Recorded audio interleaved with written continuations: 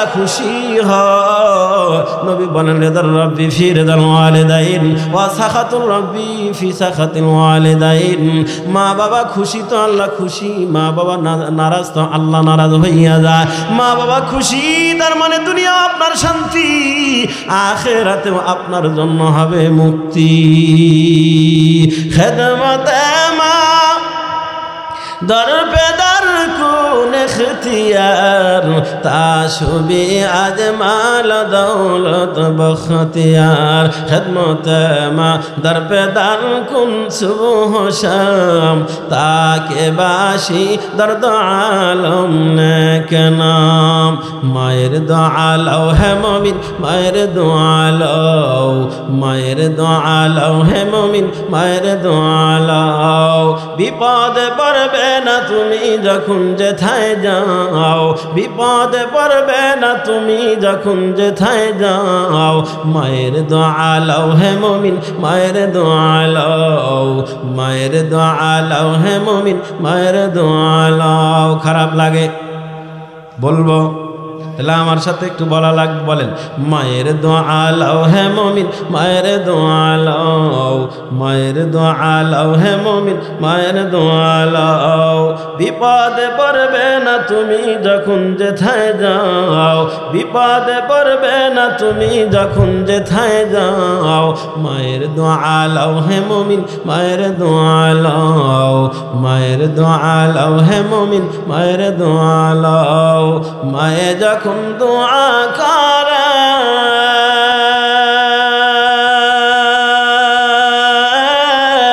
চলে যায় আরশ পড়ে, যার কারণে সাথে সাথে ফল দেখিতে পাও। মায়ের দোয়া লও হে মুমিন, মায়ের দোয়া লও, মায়ের দোয়া লও হে মুমিন, মায়ের দোয়া লও। বলেন না বিপদে পড়বে না তুমি যখন যেথায় যাও, বিপদে পড়বে না তুমি যখন যেথায় যাও। মায়ের দোয়া লও হে মুমিন, মায়ের দোয়া লও, মায়ের দোয়া লও হে মুমিন। নিজে নিজে মনে করো টাকায় আমি হইলাম বড়, যার কারণে মৃত্যু সময় বেঈমান হয়ে যাও। মায়ের দোয়া লও হে মুমিন, মায়ের দোয়া লও, মায়ের দোয়া লও হে মুমিন, মায়ের দোয়া লও। বিপদে পড়বে না তুমি যখন যেথায় যাও। মায়ের দোয়া লও হে মুমিন, মায়ের দোয়া লও। যাহা কিছু হও না কেন কিছুই না মায়ের দোয়া বিনা, বাস্তবে না বুঝা মনে কইর না যে ফাও। মায়ের দোয়া লও হে মুমিন, মায়ের দোয়া লও, মায়ের দোয়া লও হে মুমিন, মায়ের দোয়া লও। বিপদে পড়বে না তুমি যখন যেথায় যাও। মায়ের দোয়া লও হে মুমিন, মায়ের দোয়া লও, মায়ের দোয়া লও হে মুমিন, মায়ের দোয়া লও। এর নবীর উম্মতের দল খুব ভালো করে বুঝবেন রে বাবা, আর লম্বা করার সুযোগ নাই রে বাবা, মূল কথাটা বোঝাতে চাই রে বাবা। এর নবীর উম্মত, তাই না তোমরা তোমাদের মা আর বাবার সাথে এমন আচরণ করবা যেই আচরণে মা আর বাবা খুশি হয়। আমাদের চলার ফাঁকে ফাঁকে মরে মরে কিছু না কিছু গুনাহ হয়ে যায়। কি বক্তা বলেন আর শ্রোতা বলেন, হাজী সাহেব বলেন আর ইমাম সাহেব বলেন আর খতিব সাহেব বলেন আর সাধারণ মানুষ বলেন, দোকানদার বলেন আর কৃষক বলেন, শিক্ষিত বলেন আর অশিক্ষিত বলেন, চলার ফাঁকে ফাঁকে মরে মরে আমাদের কম আর বেশি গুনাহ হয়ে যায়, ঠিক কিনা বলেন? এই গুনাহের কারণে কলবের ভিতরে মরিচায় পড়ে যায়, দাগ পড়ে যায়, জং পড়ে যায়, কলবের ভিতরে ময়লা জমে যায়। তো এই কলবের ময়লা আমরা কি দিয়ে পরিষ্কার করব? সাবান আর সোটা তো কলবের ভিতরে লাগানো যায় না। নবী বলেন লিকুল্লি শাইইন সাকালাতুন ওয়া সাকালাতুল কুলুবি যিকরুল্লাহ। পয়গম্বর বলেন প্রত্যেকটা জিনিস পরিষ্কার করার আলাদা আলাদা বস্তু আছে বাবা। কিন্তু কলব পরিষ্কার করার একমাত্র মেডিসিন আপনার আমার নবী বলেন লিকুল্লি শাইইন সাকালাতুন ওয়া সাকালাতুল কুলুবি যিকরুল্লাহ। নবী বলেন কলব পরিষ্কার করার একমাত্র মেডিসিন হলো আল্লাহ পাকের জিকির। যে যত বেশি জিকির করবে তার কলব তত সুন্দর হয়ে যাবে, কলব তত পরিষ্কার। কলব যখন পরিষ্কার হয় বাবা, অটোমেটিক ওই মানুষের লেনদেন চলাফেরা কথাবার্তা সুন্দর হয়ে যায়। কলব সুন্দর হলে লেনদেন সুন্দর, কথাবার্তা সুন্দর, চলাফেরা সুন্দর, সব কিছু সুন্দর হয়, আমল আখলাক আখিরাতমুখী হয়। তখনই কলব পরিষ্কার হয় যখনই। এই জন্য কলব পরিষ্কার করা দরকার আছে না নাই? যেই কলবের কথা আল্লাহ বলেন ইয়াউমা লা ইয়ানফাউ মালু ওয়ালা বানুন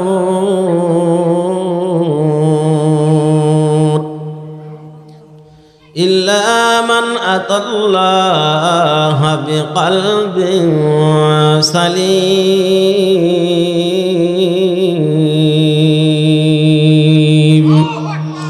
بذكر شهر جبيني در خروشست ولدانا داری معنا که گلشست نبلبل بر غلش تسبیح خانیست که هر کاره با تسبیحش زبانیست ذکر حق مد گزای روح را مرحمت ایدل مجروح را।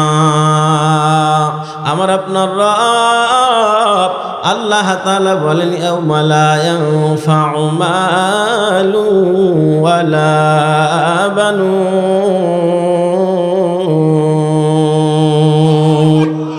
ইল্লা মান আতাল্লাহা বিকলবিন সালিম। আল্লাহ বলেন কলবে সালিম মানে স্বচ্ছ সুন্দর ফ্রেশ একটা কলব আল্লাহ দেখতে চান বাবা। স্বচ্ছ সুন্দর ফ্রেশ একটা কলব আল্লাহ দেখতে চান আমাদের। রাসূল বলেন ইন্নাল্লাহা লা ইয়ানজুরু ইলা সুওয়ারিকুম ওয়া আমওয়ালিকুম ওয়ালাকিন ইয়ানজুরু ইলা কুলুবিকুম ওয়া আমালিকুম। পয়গম্বর তিনি তার পবিত্র জবানে ফরমান আল্লাহ তাআলা আপনার আমার সূরত আকৃতি এগুলা আল্লাহ দেখবেন না বাবা, আল্লাহ দেখবেন আপনার আমার কলব, আপনার আমার আমল। কিয়ামতের ময়দানে বাবা কলব দেখা দেখা আল্লাহ জান্নাত বন্টন করবে বাবা। এই জন্য আমাদের কলবটা সুন্দর করা দরকার। এই কলব সুন্দর করার ছোট্ট একটা আমল আমি আপনাদের সামনে উপহার দিতে চাচ্ছি রে বাবা। পয়গম্বরের হাদিস আবু হুরায়রা রাদিয়াল্লাহু তাআলা আনহু বলেন, বুখারী মুসলিমের ভিতরে আসছে বাবা, তিনি বলেন ক্বালা রাসূলুল্লাহ সাল্লাল্লাহু আলাইহি ওয়াসাল্লাম মান ক্বালা সুবহানাল্লাহি ওয়া বিহামদিহি ফি ইয়াউমিন মিয়াতা মাররাতিন হুত্তাত খাতায়াহু ইন কানাত মিসলু জাবাদিল বাহরি। পয়গম্বর বলেন কোন উম্মত যদি দৈনিক মাত্র 100 বার সুবহানাল্লাহি ওয়া বিহামদিহি সুবহানাল্লাহি ওয়া বিহামদিহি এই তাসবিহটুকু দৈনিক 100 বার যদি কোনো উম্মত আদায় করতে পারে বাবা, মায়ের নবী বলেন তার গুনাহ যদি সমুদ্রের ফেনার সমান হয় মহান আল্লাহ তাআলা গুনাহগুলো মাফ করে দেয়। কতবার বলেন না, কতবার বাবা? 100 বার সুবহানাল্লাহি ওয়া বিহামদিহি। এই শব্দটা পরিচিত না অপরিচিত? বলেন না, পরিচিত না অপরিচিত? শুধু পরিচিত না অনেক পরিচিত? এর নবীর উম্মতের দল এই সুপরিচিত শব্দ সুবহানাল্লাহি ওয়া বিহামদিহি এই তাসবিহটুকু দৈনিক 100 বার যদি আমি আপনি আদায় করতে পারে বাবা, 100 বার পড়তে আমার বাবাজিরা সর্বোচ্চ 5 থেকে 6 মিনিট সময় লাগতে পারে বাবা, এর বেশি লাগে না। কন্টিনিউ যখন আমল করতে থাকবেন দেখবেন 3 মিনিটে হয়ে যাবে। শুরুর দিকে হয়তো 5টা মিনিট লাগতে পারে বাবা, তাইলে 5টা মিনিট সময় দিয়া এই তাসবিহটুকু আমি আপনি যদি কন্টিনিউ আদায় করে নেই রে বাবা, নবী বলেন হুত্তাত খাতায়াহু ইন কানাত মিসলু জাবাদিল বাহরি, তার গুনাহ সমুদ্রের ফেনা বরাবর হলেও আল্লাহ তাআলা তার গুনাহগুলো মাফ করে দেয়। এর নবীর উম্মতের দল আমরা কত সময় দোকানে বইসা বেহুদা গল্প করে সময় পার করে দেই রে বাবা, কত সময় আমরা ফেসবুকে কাটায় দেই, কত সময় আমরা টিভি দেইকা কাটায় দেই, কত সময় কয়েকজনে বইসা মানুষের গীবত শিকায়ত করতে করতে সময় নষ্ট করে দেই, সময় পার করে দেই বাবা। এরে বাবা, আপনি দোকানদার, কাস্টমার নাই, তাহলে একটা তসবিহ কিনা কাছে রাইখা দেন। কাস্টমার নাই, তসবিহটা হাতে নিয়া আপনি তাসবিহটা পড়তে থাকেন, সুবহানাল্লাহি ওয়া বিহামদিহি, সুবহানাল্লাহি ওয়া বিহামদিহি।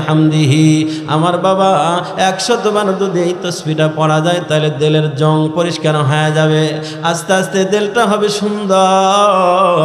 মানুষের দিল যখন সুন্দর হয় তার আমল আখলাক সব কিছু সুন্দর হয়। আমার বাবাজিরা বেচারা হজ করছে বড়টা 3 বার, ওমরা করছে 5 বার। এই বেচারার ক্ষেতের আইলের কাছে গেলে দেখা যায় 4-5 বাঁকা। ক্ষেতের আইল বোঝেন আপনারা, আবার কেউ হাজি সাহেব থাকলে রাগ করেন না, এটা বুঝানোর জন্য বলতেছে। বড় হজ করছে 5 বার, 3 বার ছোট হজ করছে, ওমরা করছে 5 বার। বেচারার ক্ষেতের আইলের কাছে গেলে দেখা যায় 4-5 বাঁকা। তার মানে বাহ্যিক হজ করছে কিন্তু এখনো কলবটা সুন্দর হয় নাই। কথা বলেন ঠিক কি না? যার কারণে কলব সুন্দর না হওয়ার কারণেই তো সরিষা উপরে দিছে ভালো, মাঝখানে বুসি নিচেও ভালো দিয়া হাজি সাহেব বাজারে নিয়ে গেছে। দোকান কাস্টমার আসলে আরে হাজি সাহেবটা আবার দেখতে হবে নাকি, নিয়ে ডাল খালি ডাইলা দেখে মাঝখানে বুসি। এই হাজি সাহেব এমনি করছে কে? আবার যারা হাজি তাদের সব হাজি কিন্তু খারাপ না, আবার মন খারাপ করেন না যে হুজুরা আমাদেরকে ধরল নাকি। তো এরকম করছে কেন? বলে হাজি সাহেব ঠিক আছে কিন্তু এখনো অন্তরটা ঠিক হয় নাই, ঠিক কিনা বলে? আপনাদের গ্রামের মানুষ তো ভালো, আমাদের গ্রামের কথা বলি। সকালবেলা ফজর নামাজ পড়ে মাথায় টুপিও আছে, ডায়াবেটিস ওয়ালা মানুষ হাঁটতে বের হয়েছে, হাঁটতে হাঁটতে চলে গেছে সেই মোড়ে যাওয়ার পরে দেখে চাষটাল খোলা, চাষটালে বইসা বয়মের ভিতরে হাত দিয়ে 5টা বিস্কুট বের করে খাইছে, 1 কাপ চা পান করছে। বিল দেওয়ার সময় 3টা বিস্কুট আর 1 কাপ চার দাম দিল, 2টা খাইলো ফাউ। দোকানদার কেন শয়তানও বিশ্বাস করতে পারে নাই যে টাটকা নামাজি, মাথায় টুপি এখনও আছে, ফজরের নামাজ পড়ে আসছে, এই লোক 5টা বিস্কুট খায়, 3টার দাম দিবে, 2টা ফাউ খাবে। দোকানদার কেন শয়তানেও বিশ্বাস করে নাই, কিন্তু খাইছে কেন? এখনো অন্তর ঠিক হয় নাই। কথা বলেন ঠিক কিনা? এই জন্য আমাদের কলব সুন্দর করা দরকার। এই কলব সুন্দর করার ছোট্ট একটা আমল আমার বাজিরা, রাসূলুল্লাহর বুখারী মুসলিমের হাদিস, সুবহানাল্লাহি ওয়া বিহামদিহি, এই তাসবিহটা দৈনিক 100 বার পড়তে থাকেন, দেখবেন 1 সপ্তাহ যদি কন্টিনিউ পড়েন আপনি নিজেই টের পাবেন দিলের হালাত পরিবর্তন হবে। ইন্নামাল মুমিনুনা আল্লাযীনা ইযা যুকিরাল্লাহ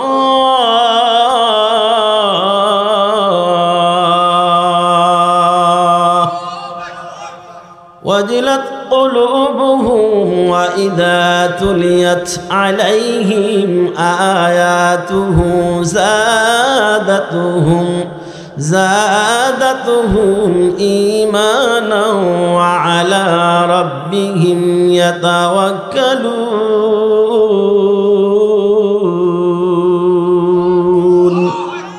کلام زندہ قرآن حکیم حکمت اولا یزالست قدیم جمیع العلم فی القرآن حکیم تقاصرت عنه افہام الرجال تلی القرآن پسند پیش خدا ہو رغل مالا دارم بحرش فدا گر قرآن خانی شبارز ای حبیب هور گلمان تورا باشد نصیب এরে নবীর উম্মতের দল এই তাসবিহটা একটা সপ্তাহ একটু পরীক্ষার জন্য আদায় করতে থাকেন রে বাবা দেখবেন ঈমানের ব্যাটারি চার্জ হবে ঈমান বাড়বে কলবটা সুন্দর হবে পরিষ্কার হবে রে বাবা এইজন্য ফজরের নামাজ পড়ার পর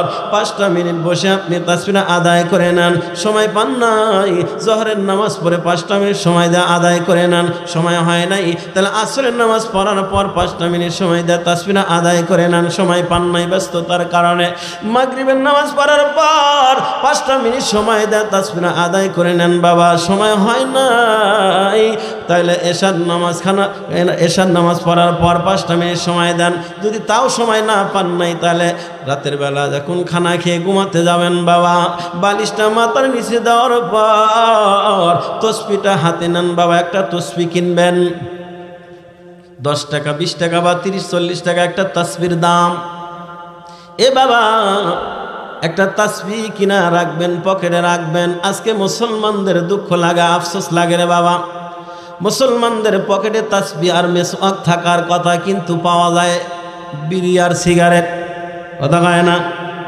আপনাদের এলাকার মানুষ তো খায় না হ্যাঁ খায় আপনাদের এই গ্রামের মানুষ খায় 3 থানার একবারে মাঝামাঝি পড়ছেন আপনারা তাও খান মির্জাপুর নাগরপুর দেলদুয়ার তাই না কাছাকাছি না সীমান্ত এলাকা না আপনারা আচ্ছা 3 থানার বর্ডারের মানুষও যদি এগুলো খায় তাহলে মাঝখানের গুলা তো খাবেই 4 থানার বর্ডার এই সদরেরও সাটুরিয়া আচ্ছা সাটুরিয়া তো ধামরার মধ্যে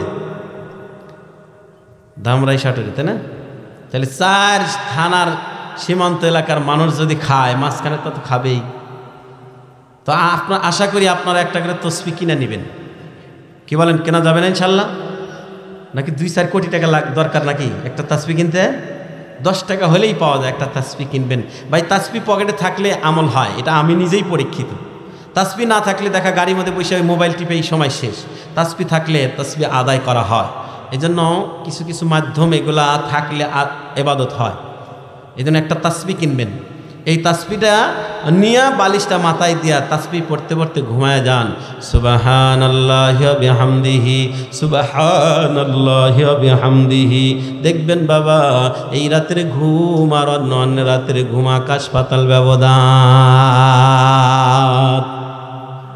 বাস্তবতাও তাই রে বাবা দেখবেন যেই রাতে ঘুম ভালো হয় ওই রাতটা মনে হয় এশার নামাজ পড়ে খানা দানা খেয়ে ঘুমায় গেলাম এত তাড়াতাড়ি ফজর আজান দিল তার মানে রাতটা মনে হয় তাড়াতাড়ি ফুরায় গেল আর যেই রাত্রে ঘুম ভালো না হয় দেখবেন বাবা একবার বাইরে যায় একবার ডান কাত একবার বাম কাত আবার মাঝে মাঝে লম্বাটাও খায় লম্বাটার নাম তো জানা আছে এরে বাবা মনে হয় রাতটা অনেক লম্বা হয়ে গেছে আসলে কিন্তু লম্বা নয় ঘন্টার দিক দিয়ে কিন্তু একই সমান ঘুম ভালো হলেও 7 ঘন্টা ঘুম না হলেও 7 ঘন্টা কথা বলেন ঠিক কি না এরে নবীর উম্মতের দল কিন্তু ঘুম ভালো না হলে মনে হয় রাতটা অনেক লম্বা হয়ে গেছে ফুরাতে চায় না আর ঘুম ভালো হলে মনে হয় এত তাড়াতাড়ি রাত ফুরায় গেল আপনি যদি তাসবিহ পড়তে পড়তে ঘুমায় যান তাসবিহ আদায় করতে করতে যদি আপনি ঘুমায় যান বাবা ফেসবুক আর ইউটিউব না দেখা ওই টিভির দিকে না তাকাইয়া আপনি তাসবিহ পড়তে পড়তে ঘুমায় যান দেখবেন ঘুমটাও হবে মজাদার সবচেয়ে মজার কথা হলো আল্লাহ না করে এই ঘুমের ভিতরে যদি আপনার মরণ হয়ে যায় তাহলে আপনি আল্লাহর সাথে এমনভাবে মিলিত হয়ে গেলেন যেন আপনার আমলনামা কোনো গুনাহ থাকলো না এরে নবীর উম্মতের দল তাহলে এই আমলটা করা যাবে তো ইনশাআল্লাহ কি বলেন করা যাবে তো ইনশাআল্লাহ কতবার দৈনিক আবার বলেন কতবার পারবো তো ইনশাআল্লাহ আল্লাহ তৌফিক দান করুক সকলে বলে আমিন আমার বাজরা আবার আসেন যে আয়াতে কারিমা হাদিস পড়েছি, পঠিত আয়াত এবং হাদিসকে সামনে নিয়ে আমার নির্ধারিত বিষয়বস্তুর উপরে কিছু কথা আলোকপাত করার প্রয়াস চালাবো। এর নবীর উম্মতের দল, নবীদের চাচা নবীদের চাচা আব্বাস রাদিয়াল্লাহু তাআলা আনহুর সন্তান ইবনে আব্বাস রাদিয়াল্লাহু তাআলা আনহু রাসূলের আপন চাচাতো ভাই। তিনি বলেন, মা মিন ওয়ালাদিন বাররিন ইয়ানজুরু ইলা ওয়ালিদাইহি নাদরা রাহমাতিন ইল্লা কাতাবাল্লাহু লাহু লিকুল্লি নাদরাতিন হাজ্জাতান মাবরুরাতান। জোরে বলা যাবে কি আল্লাহু আকবার। তিনি বলেন, এই জায়গায় বড় মানুষ নাই, এইখানে এত কথা হইতেছে, আমার এখানকার চাইতে আওয়াজ এখানে বেশি হইতেছে। ছোট্ট ছোট্ট আওয়াজ যদি বক্তার কানে আসে, যত বড় বক্তা হোক না পয়েন্ট যাবে ভুলে, ঠিক কিনা বলেন? এই জায়গায় যারা কথা কইতেছো, ভালো লাগলে ভিতরে আসো, না হলে সোজা চলে যাও দোকানে। এখানে একটা ছেলে কথা বললে ওরা ধরে নিয়ে আসবেন। আবার কথা কয় একজন বড় মানুষ জানতো, মাহফিল দিয়া, এই যুবক ভাইরা তোমরা মাহফিল দিছো, যুবক ভাইরা তোমরা যদি ভিতরে না আসো তাহলে আর কারা আসবে? যুবক ভাই তোমাদেরকে অনুরোধ করে বলি, তোমরাই তো মাহফিলের ব্যবস্থা করছো, যুবক ভাই যারা আছো দয়া করে প্যান্ডেলের ভিতরে এসে বসে যাও। ভাই গতকালকে মাহফিল ছিল না, আগামীকাল থাকবে না, সোনামণিরা আসো। আল্লাহ আমার যুবক ভাইদেরকে কবুল করুক, সকলে বলে আমিন। আজকে যুবক ভাইরা মাহফিলের আয়োজন করছে, যুবকরা আজকে গানের ব্যবস্থা না করে মাহফিলের ব্যবস্থা করছেন। এই জন্য দিল থেকে যুবকদের জন্য দোয়া এবং উৎসাহ, আমরা যারা গ্রামবাসী আছি সকলেই তাদেরকে এই ভালো কাজে উৎসাহ প্রদান করব, যাতে তারা খারাপ কাজে না যায়, ভালো কাজ আরও করে। কি বলেন? তাদেরকে আমরা উৎসাহ প্রদান করব। এই যুবকরা যদি যৌবন কালটা ইবাদতে কাটাইতে পারে, রাসূল তাদের ব্যাপারে সুসংবাদ দিয়েছেন। সুবহানাল্লাহ বলি। নবী বলেন, সাবাতু ইযিল্লুহুমুল্লাহু ফি যিল্লিহি ইয়াওমা লা যিল্লা ইল্লা যিল্লুহু, আল ইমামুল আদিল ওয়া শাবুন নাশা ফি ইবাদাতি রাব্বিহি। পয়গম্বর বলেন, এরে যুবকের দল, আপনার আমার পয়গম্বর বলেন, যুবক ভাইরা ভালো করে শুনে নাও, কিয়ামতের ময়দানে আল্লাহ তাআলা 7 প্রকারের মানুষকে ভিআইপি অভ্যর্থনা দিয়া, আল্লাহ তাআলা তার ভিআইপি একটা জায়গা আছে আরশে আজিমের ছায়ার নিচে, 7 প্রকারের মানুষকে আল্লাহ আরশে আজিমের ছায়ার নিচে জায়গা করে দিবেন। এই 7 শ্রেণীর মানুষকে আল্লাহ আরশে আজিমের ছায়ার নিচে জায়গা করে দিবে। এই 7 শ্রেণীর মানুষের ভিতরে 2 নম্বর শ্রেণীর মানুষ হলো তারা, নবী বলেন, ওয়া শাবুন নাশা ফি ইবাদাতি রাব্বিহি। ওই যুবকের দল, যেই যুবকরা যৌবন কালটা আল্লাহর গোলামিতে কাটায় দেয়, যেই যুবকরা আল্লাহর হুকুম পালন করে, গুনার কাজে হাত দেয় না, নেকির কাজ করে, যেই যুবকরা আল্লাহ পাকের বিধান মানার চেষ্টা করে, এই যুবকদেরকে আল্লাহ তাআলা আরশে আজিমের ছায়ার নিচে জায়গা করে দিবি। এই জন্য দোয়া করি, যেই সমস্ত যুবক ভাইরা আজকে গ্রামবাসীর জন্য কোরআন ও হাদিসের আলোচনা, আমলে আলোচনা শোনার তো ব্যবস্থা যেই যুবকগুলা করে দিল, ওই যুবকদের জন্য দোয়া করি, আল্লাহ যেন কিয়ামতের ময়দানে আরশে আজিমের ছায়া নিচে তাদের জন্য জায়গা বরাদ্দ করে দেয়। সকলে বলে আমিন, আরো জোরে বলে আমিন। এর নবীর উম্মতের দল, বলতেছিলাম নবীজির আপন চাচাতো ভাই ইবনে আব্বাস রাদিয়াল্লাহু তাআলা আনহু তিনি বলেন, মা মিন ওয়ালাদিন বাররিন ইয়ানজুরু ইলা ওয়ালিদাইহি নাযরা রাহমাতিন ইল্লা কাতাবাল্লাহু লাহু লিকুল্লি নাযরাতিন হাজ্জাতান। ও যুবকের দল, ভালো করে যুবক ভাই শুনবা, মায়ার নবী বলেছেন, কোন সন্তান যখন তার জন্মদাতা মা আর বাবার চেহারার দিকে মায়া দিয়া তাকায়, মায়ার নবী বলেন, কোন সন্তান যখন মা আর বাবার চেহারা দিকে তাকা দেখে, আল্লাহ পাক রাসূল বলেন, সন্তান যতবার তাকা দেখবে তার আমলনামা আল্লাহ তাআলা কবুল হজের নেকি দিয়া দেয়।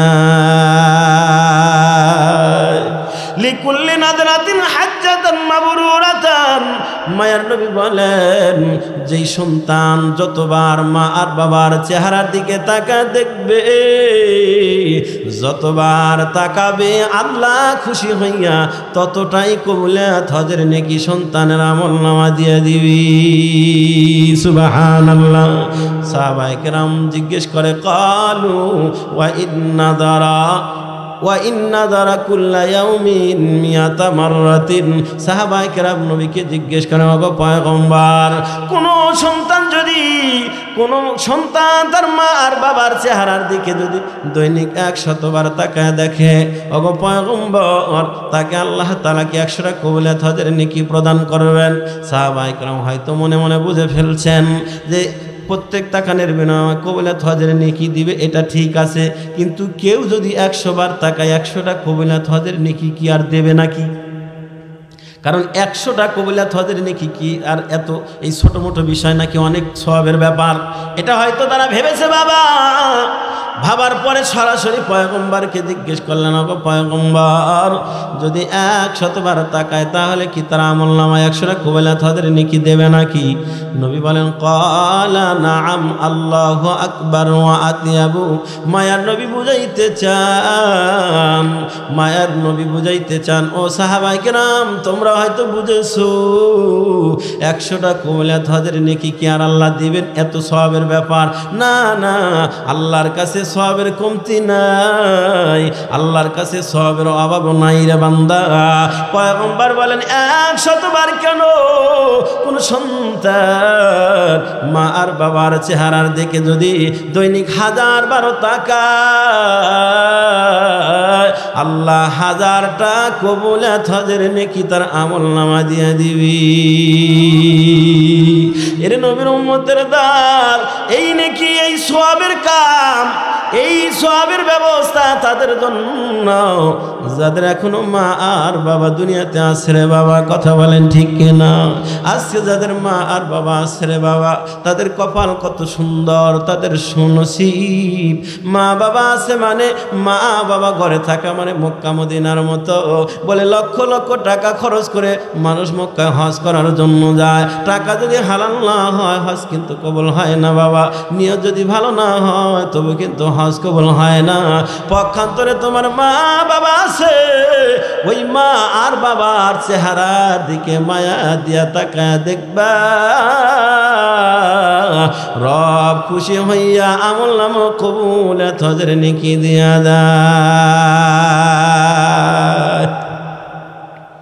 তাহলে মা আর বাবার দিকে, মা মিন ওয়ালাদিন বাররিন, নেক সন্তান মা আর বাবার চেহারার দিকে তাকায় মায়া দিয়া, বড় বড় চোখ করে না, রাগের শুরুতে না, মা আর বাবার চেহারার দিকে তাকায় দেখে মায়া দিয়া, মনে মনে কল্পনা করে, এই তো আমার বাবা আমাকে লেখাপড়ার যোগান দিতে যাইয়া আমার বাবা অন্যের বাড়িতে কামলা দেয়, দিন বড় কত মাথার গাম পায়ে ফেলে রিক্সা চালায়া টাকা উপার্জন করে।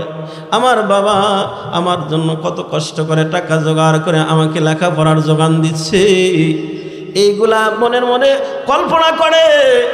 মা, এই যে আমার মা আমাকে কত কষ্ট করে পেটে বহন করেছে, জন্মের সময় কত কষ্ট আমি না মারে দিয়েছি। মা কষ্ট সহ্য করার পর মা আমাকে জন্ম দিয়েছে, শুধু তাই না 2 বছর আমার মা বুকের দুধ খায়া আমাকে লালন পালন করছে রে বাবা। আল্লাহ বলেন, ওয়া ফিসালুহু ফি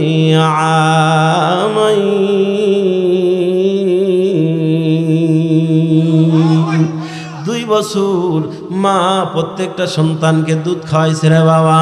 বুকের দুধ আল্লাহ তাআলা তোমার আমার মার স্তনটাকে সন্তানের জন্য কুদরতে একটা ফ্লাক্স হিসেবে বানায় দিছে রে বাবা। যেই ফ্লাক্সের দুধ না বেশি গরম না বেশি ঠান্ডা, বেশি গরম হলে তোমার জিহ্বা কুলাইতো না, বেশি ঠান্ডা হলে তোমার ঠান্ডা লেগে যাইতো। এই জন্য আল্লাহ তাআলা তোমার আমার মার স্তনটাকে কুদরতি ফ্লাক্স বানায় দেয়া এত সুন্দর উষুম উষুম গরম তোমার আমার জন্য দুধ মার স্তনে বয়েল করে রাখছে রে বাবা।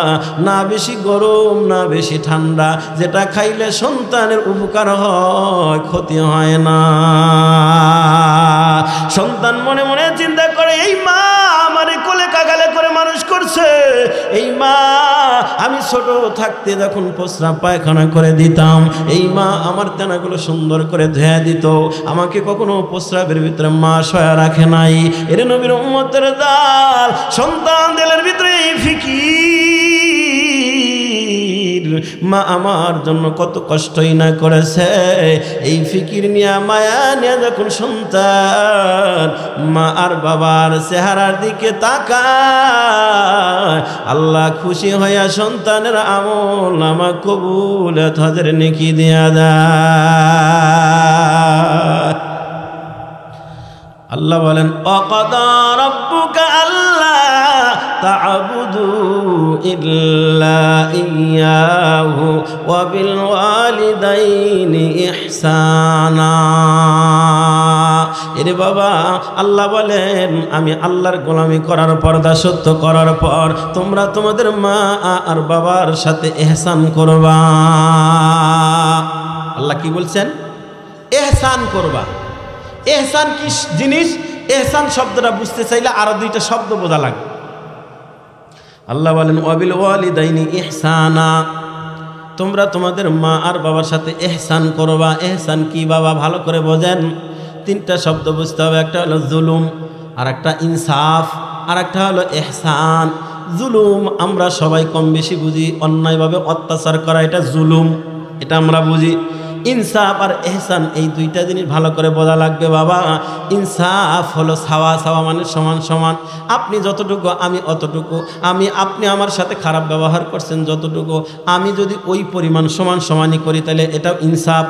মানে আপনি আমার এক ডাল দিচ্ছেন, আমি একটা দিচ্ছি, সত্য, এটা সমান সমান, এটারে ইনসাফ কয়। অথবা আপনি আমাকে ভালো ব্যবহার যতটুকু করছেন, আমি আপনার সাথে ভালো ব্যবহার অতটুকুই করছি, এটা সমান সমান, এটা ইনসাফ।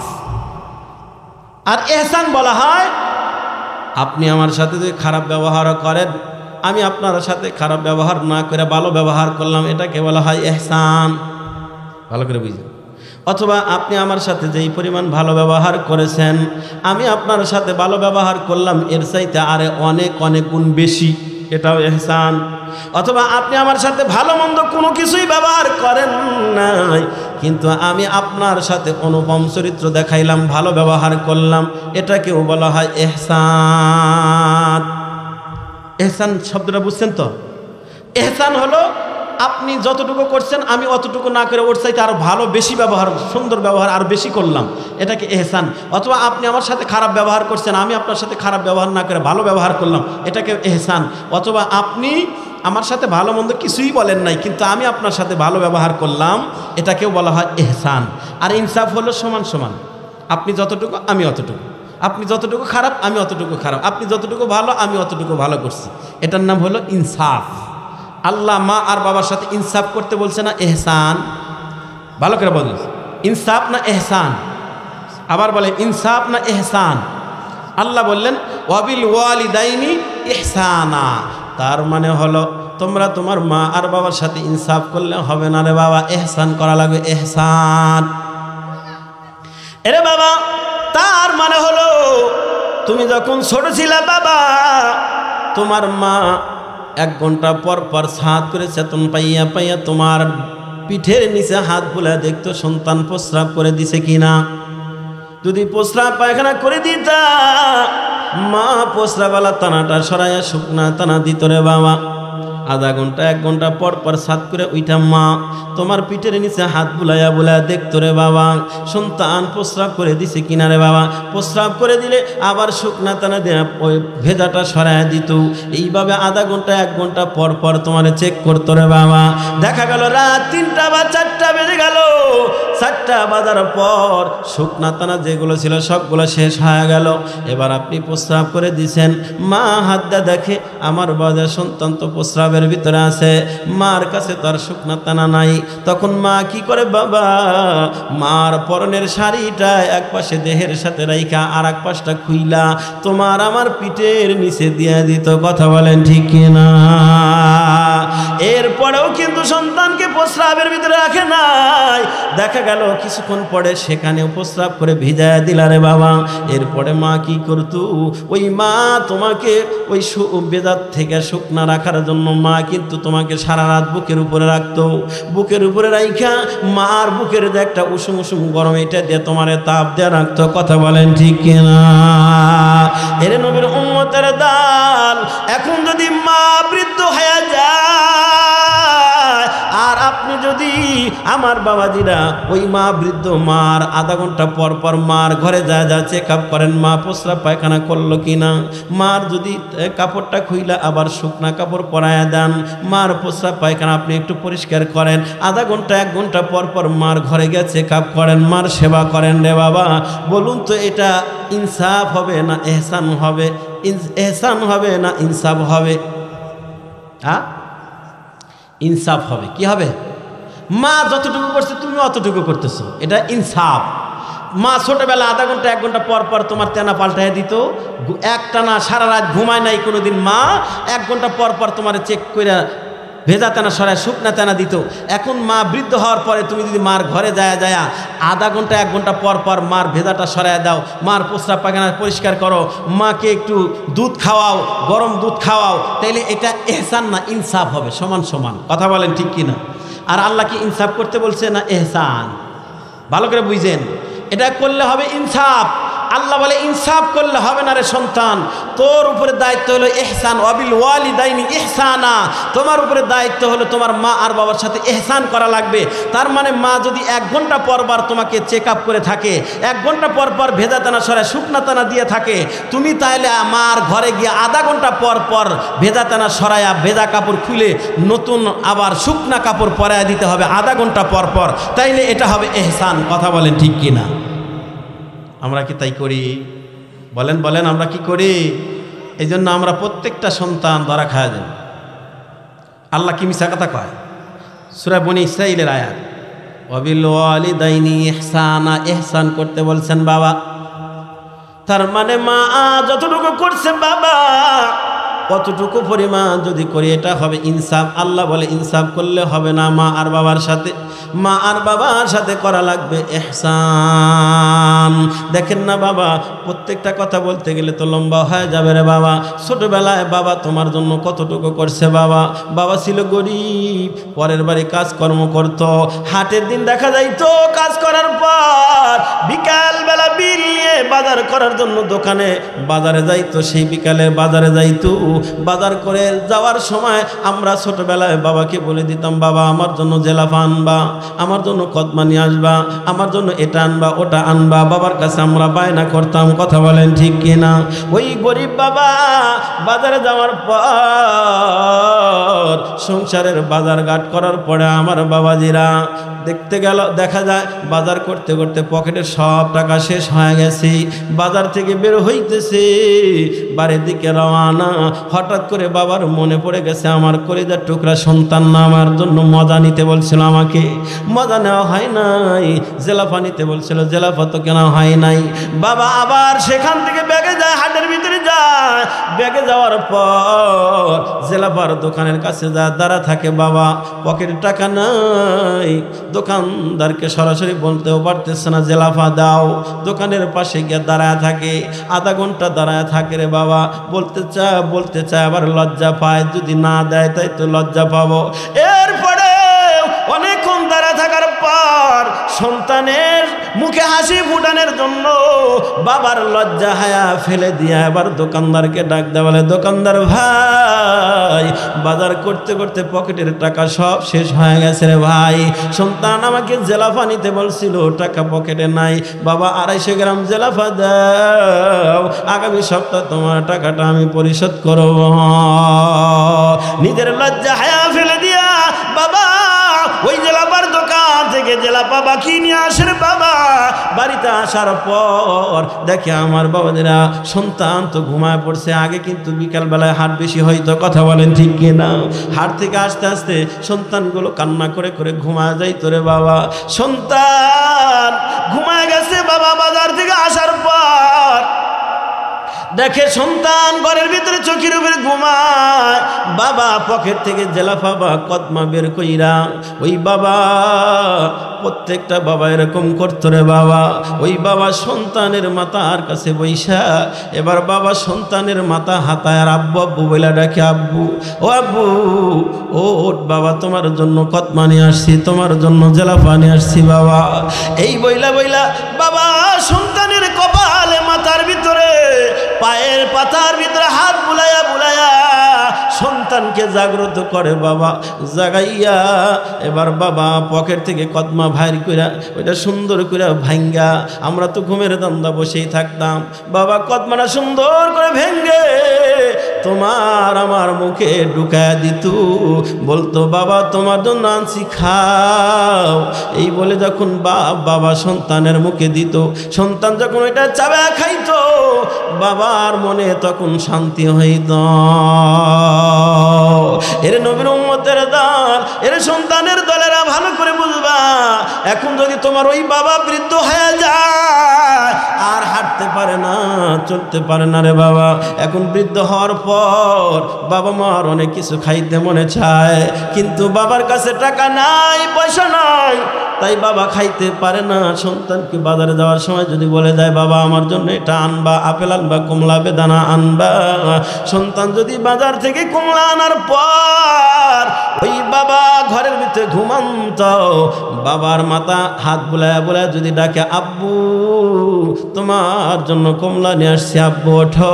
এবার সন্তান যদি নিজের হাতে কমলাটা ছিলায়া কমলার কোষটা বাবার মুখে ঢুকায় দেয়, বলুন তো এটা ইনসাফ না এহসান? এহসান হবে না, এটা ইনসাফ, কারণ বাবাও তো ওই পরিমাণ খাওয়াইছে তোমারে। আল্লাহ বলে বাবার সাথে ইনসাফ করলে হবে না, এহসান করা লাগবে। তার মানে বাবা যদি একটা কমলা খাওয়া থাকে তোমাকে কমপক্ষে 2টা খাওয়ার লাগবে, ঠিক কিনা জোরে কর? এটার নাম হলো এহসান। বাবার সাথে ইনসাফ করলে হবে না বাবা। এই জন্য আমার মন বলে আমি আপনি প্রত্যেকেই মনে হয় আল্লাহর আদালতে আসামির কাঠ করা যদি মা আর বাবা মাফ না করে দেয়, আল্লাহর আদালতে আসামির কাঠ করা মনে হয় আমাদেরকে দাঁড়াতে হবে, ঠিক কিনা কর? এরে বাবা, তাই তো আল্লাহ বলে ওয়াবিল ওয়ালিদাইনি ইহসানা, তোমরা তোমাদের মা আর বাবার সাথে ইহসান করো। তার মানে বাবা মা যদি তোমার সাথে কখনো খারাপ ব্যবহার করে, তুমি তাদের সাথে খারাপ ব্যবহার না কইরা বরং সুন্দর ব্যবহার যদি করো তাহলে হবে ইহসান। যেমন অনেক সময় বাবা মা সন্তানের সাথে খারাপ ব্যবহার করে, যেমন ছোট ছেলেকে মির্জাপুরের শহরের মসজিদ মার্কেটের দোকানটা লিখে দিছে। হতে পারে না এরকম? যেহেতু এটা মির্জাপুর থানার ভিতরে, যে মির্জাপুরের উদাহরণ দিতেছে, মির্জাপুর মসজিদ মার্কেটের দোকান ছিল আপনার দুইটা দোকানই ছোট ছেলেকে লিখে দিছে। আপনি বড়, আপনাকে দেয় নাই, কি বলেন, এটা সন্তানের বড় সন্তানের সাথে খারাপ ব্যবহার হইল না? এই যে বাবা মার খারাপ ব্যবহার, এই খারাপের পরেও যদি সন্তান ওই দোকান না পাওয়ার ব্যথা দিলের ভিতরে চাপা রাইখা মা আর বাবার সাথে যদি অনুপম চরিত্র দেখায়, মা আর বাবার সাথে যদি সুন্দর ব্যবহার করে, বাবা মা বাবার খেদমত করে, তাইলে এটা হবে ইহসান।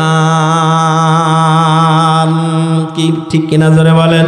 এর নবীর উম্মতের দল, এরপরেও যদি দোকান না পাওয়ার কষ্ট দিলের ভিতরে চাপা রাইখা মা আর বাবার খেদমত করা যায়, মা আর বাবারে খুশি করা যায়, বাবা মা বাবা যদি দেখে আমার সন্তানকে তো মির্জাপুরের শহরের বাড়িটা দেই নাই, দোকান লিখে দেই নাই, এরপরেও আমার সন্তানটা আমার সেবা যত্ন করে, আমার খোঁজ খবর নেয়, আমার সেবা করে, আমার খেদমত করে, যেই সন্তানকে দিলাম ওই সন্তান আমার খোঁজ খবর নেয় না, ওই সন্তান আমার দেখাশোনা করে না, এইটা যখন ভুল বুঝতে পারবে মা আর বাবা, তখন দেখবেন বাবা নামাজ পড়ার পর যাই নামাজে বসে 2টা হাত আসমানের দিকে উঠায় দেয়, যদি মা আর বাবা বলে আয় আল্লাহ বড় সন্তানকে দেই নাই, ঠকায়া দিছিলাম, ছোটটাকে লিখে দিলাম, ও আল্লাহ এরপরেও বড়টাই আমাদের সেবা যত্ন করে, ছোটটা দেখাশোনা করে না, আয় আল্লাহ বাহ্যিক 10 লক্ষ টাকার সম্পদ থেকে আমি বড় সন্তানকে মাহরুম করছি গো আল্লাহ, দেই নাই,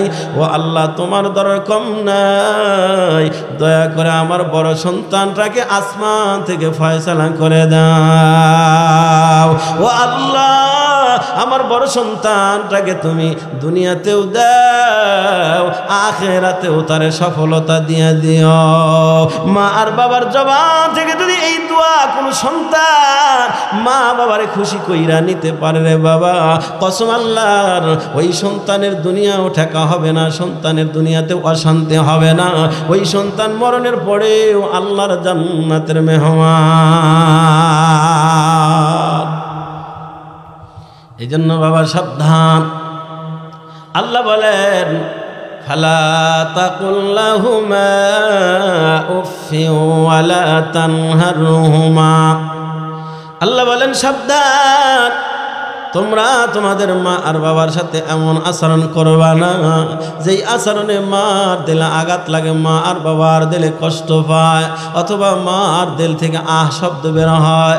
এমন আচরণ করবা না, এমন ব্যবহার করবা না যেই ব্যবহারে সন্তানের মা আর বাবার দিলে আঘাত লাগে।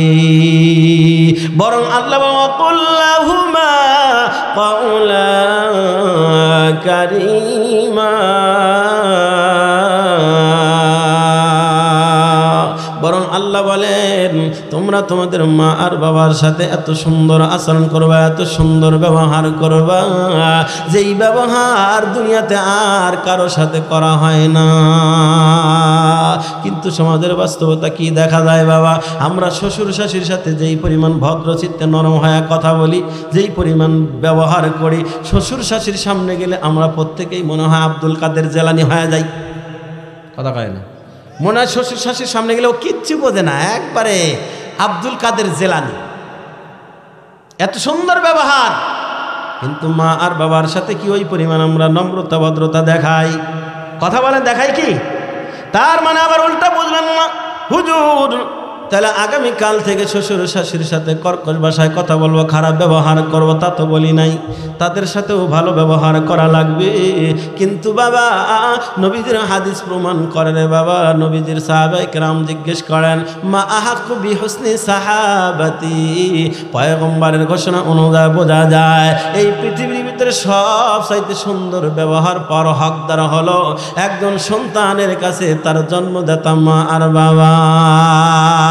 তার মানে শ্বশুর শাশুড়ির সাথে যেই পরিমাণ নম্রতা ভদ্রতা দেখাও, নিজের মা আর বাবার সাথে ওর চাইতেও সুন্দর ব্যবহার করা লাগবে। কথা বলেন ঠিক কিনা?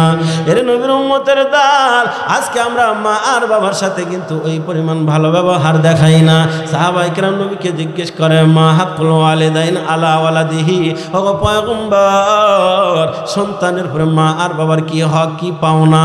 পয়গম্বর বলেন হুমা জান্নাতুকা ওয়া নারুকা, মা বাবা তোমার জন্য জান্নাত, মা বাবা তোমার জন্য জাহান্নাম। তার মানে মা বাবার সেবা করবে, মা আর বাবারে খুশি রাখবেন বাবা, তাইলে আল্লাহ খুশি হয়। নবী বলেন রিদার রাব্বি ফি রিদাল ওয়ালিদাইন ওয়া সাখাতুর রাব্বি ফি সাখাতিল ওয়ালিদাইন। মা বাবা খুশি তো আল্লাহ খুশি, মা বাবা নারাজ তো আল্লাহ নারাজ হইয়া যায়।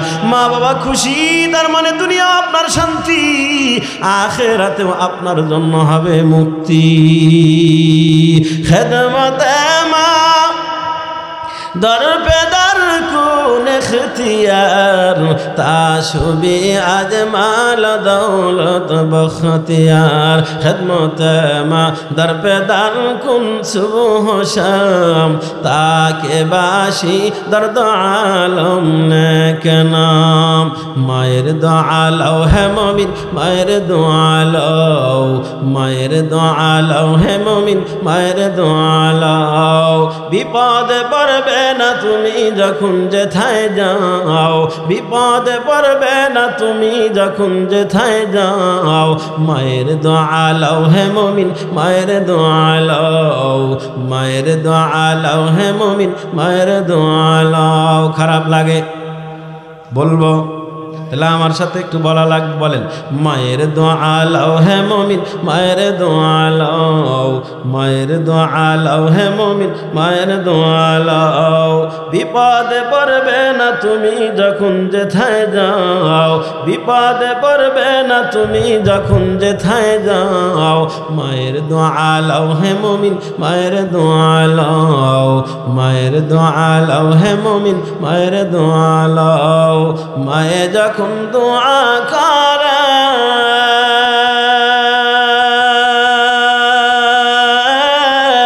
চলে যায় আরশ পড়ে, যার কারণে সাথে সাথে ফল দেখিতে পাও।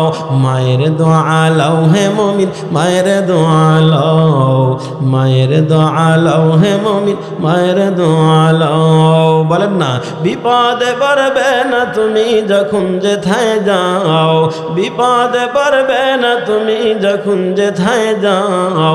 মায়ের দোয়া লাও হে মুমিন, মায়ের দোয়া লাও, মায়ের দোয়া লাও হে মুমিন।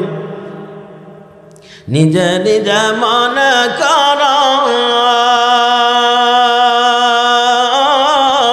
টাকায় আমি হইলাম বড়, যার কারণে মৃত্যু সময় বেঈমান হয়ে যাও। মায়ের দোয়া লাও হে মুমিন, মায়ের দোয়া লাও, মায়ের দোয়া লাও হে মুমিন, মায়ের দোয়া লাও। বিপদে পড়বে না তুমি যখন যেথায় যাও। মায়ের দোয়া লাও হে মুমিন, মায়ের দোয়া লাও। যাহা কিছু হও না কেন কিছুই না মায়ের দোয়া বিনা, বাস্তবে না বুঝা মনে কইর না যে ফাও। মায়ের দোয়া লাও হে মুমিন, মায়ের দোয়া লাও, মায়ের দোয়া লাও হে মুমিন, মায়ের দোয়া লাও। বিপদে পড়বে না তুমি যখন যেথায় যাও। মায়ের দোয়া লাও হে মুমিন, মায়ের দোয়া লাও, মায়ের দোয়া লাও হে মুমিন, মায়ের দোয়া লাও। এর নবীর উম্মতের দল খুব ভালো করে বুঝবেন রে বাবা, আর লম্বা করার সুযোগ নাই রে বাবা, মূল কথাটা বোঝাতে চাই রে বাবা। এর নবীর উম্মত তাই না, তোমরা তোমাদের মা আর বাবার সাথে এমন আচরণ করবা যেই আচরণে মা আর বাবা খুশি হয়। ওয়া ওয়াসাইনাল ইনসানা বিওয়ালিদাইহি হামালাতুহু উম্মুহু ওয়াহানান আলা ওয়াহানিন ওয়া ফিসালুহু ফি আমাইন। এর নবীর উম্মতের দল ছোট্ট একটা ঘটনা বললে আমার বাজিরা আমার বয়ানটা আরো সুন্দর করে ফুটে উঠবে রে বাবা। একটু খেয়াল করেন রে বাবা, কিতাবের ভিতরে লেখা হয় একজন গ্রাম্য একজন মুন্সি, আমার বাজার তার আছে শুধু মা, বাবা নাই, শুধু মা। আল্লাহর বান্দা মার সেবা যত্ন করে, মার বড় খেদমত করে, মার সেবা করে রে বাবা। এই সন্তান যখন হজের সময় আসে, সন্তান মাকে ডাইকা বলে, মা জান আমার একটু অনুমতি দেন, আমি একটু বাইতুল্লাহর জিয়ারতে যাব। সুবহানাল্লাহ। হজের নিয়ত করা খারাপ না ভালো? জোরে কন না, ভালো একটা নিয়ত রে বাবা। খেয়াল করেন এই যুবক হজের মৌসুম আসলে মাকে বুঝায়, মা অনুমতি দেন না মা, হজে যাব, বাইতুল্লাহর জিয়ারতে যাব। মা বলে, দেখ বাবা আমি তো একা, আমার আর কেউ নাই, তুমি যদি হজে চলে যাও আমাকে কে দেখাশোনা করবে, কে ওষুধ পানি খাওয়াবে রে বাবা? এবছর তুমি যাও না, আমি যদি মরে যাই তারপরে বাইতুল্লাহর জিয়ারতে তুমি যাইবা। এই বলে বলে সন্তানকে মা প্রত্যেকটা বছর সন্তান যখন হজের নিয়ত করে, হজের মৌসুম আসে, হজে যাইতে চায়, মা সন্তানকে বুঝায় হজে যাইতে দেয় না রে বাবা। এইভাবে করতে করতে দীর্ঘ 5টা বছর চলে গেছে রে বাবা। 6ম নম্বর বছর যখন হজের মৌসুম আসতেছে, সন্তান এবার নিয়ত করছে, এবার আমি মার কথা আর মানব না, এবার আমি বাইতুল্লাহর জিয়ারতে যাব। মাকে বলে, মা অনুমতি দেন গো, আমি বাইতুল্লাহর জিয়ারতে এবার আমি যাবই। মা বলে, দেখ বাবা, এবছর তো আমার শরীরের অবস্থা আরো খারাপ, আরো নাজুক অবস্থা, শরীরের কন্ডিশন ভালো না, আমার মন বলে আমি আর বেশি দিন বাঁচব না। এরে বাবা, এবছর তুমি যাও না, আমি যদি মরে যাই সামনে বছর তুমি বাইতুল্লাহর জিয়ারতে যাইবা।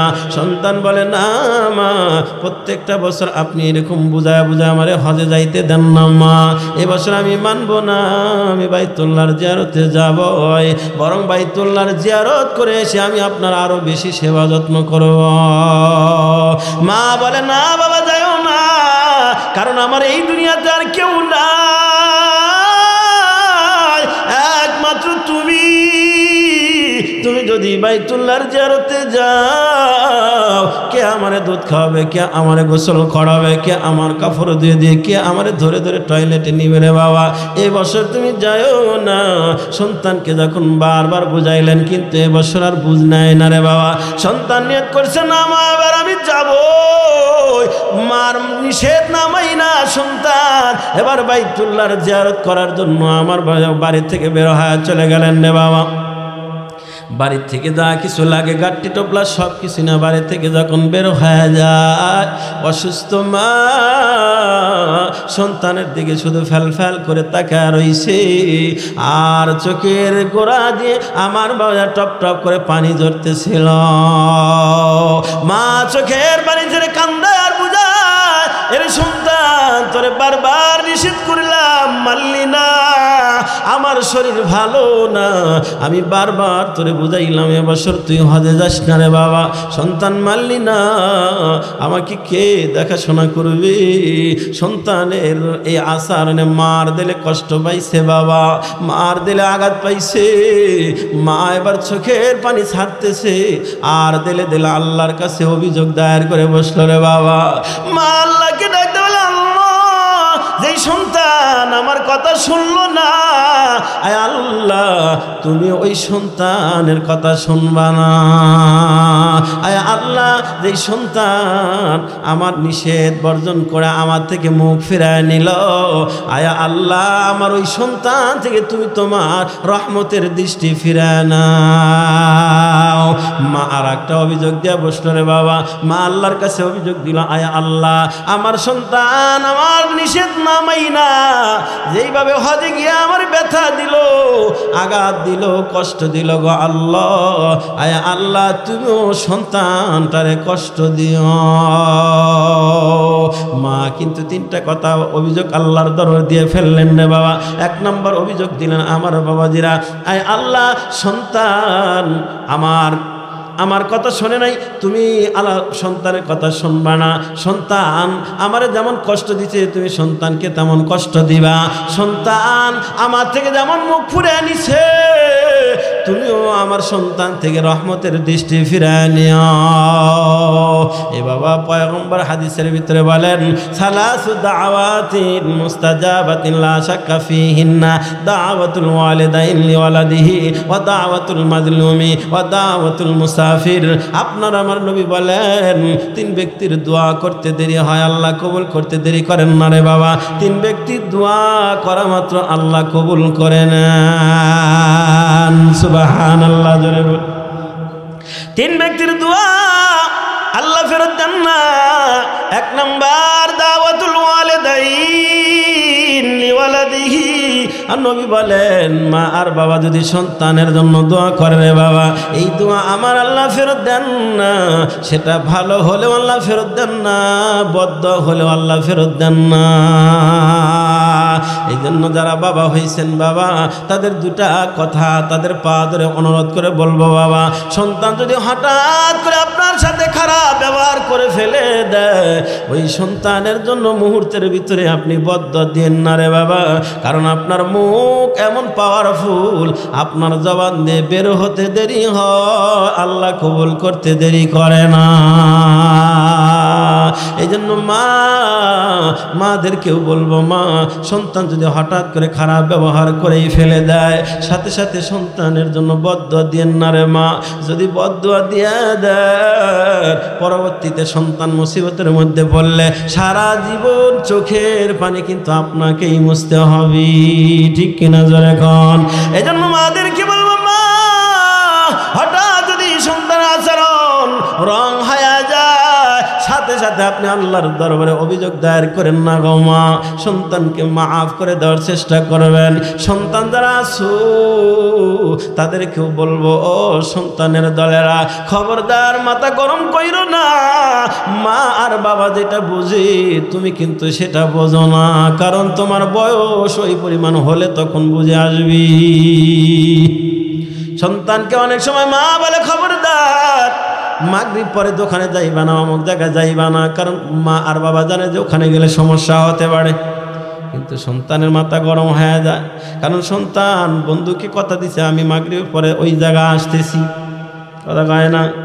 এরে সন্তানের দাল মা আর বাবা যেটা বোঝে ওইটা তোমার বোঝার বয়স এখন হয় নাই।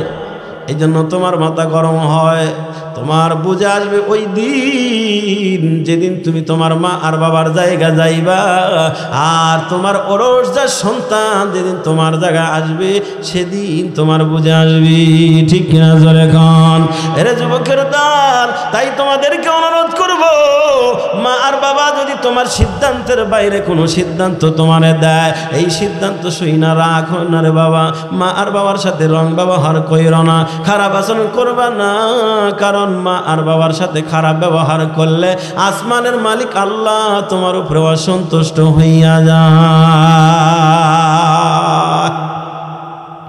মা যখন আমার বাবাজিরা ওই হজ ব্রত পালন করনেওয়ালা সন্তানের জন্য 3টা অভিযোগ আল্লাহর দরবারে দিছে, মার চোখের পানি তো আল্লাহ ব্যথা যাইতে দেয় না, সাথে সাথে আল্লাহ মঞ্জুর করে ফেলছে।